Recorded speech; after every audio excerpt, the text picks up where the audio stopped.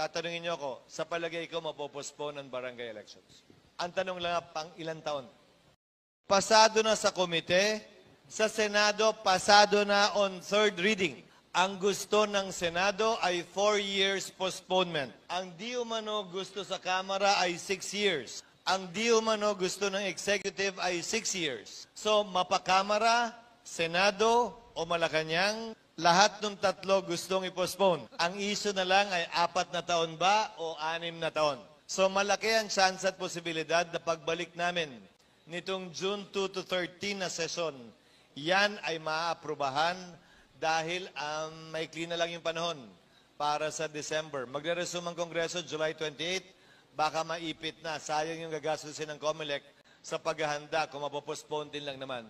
So the best time to decide on this will be from June 2 to 13, yung session ng 19th Congress bago ito magtapos. And I think, kung tatanungin niyo ako, sa palagay ko mapopostpone ang barangay elections. Ang tanong lang, pang ilang taon?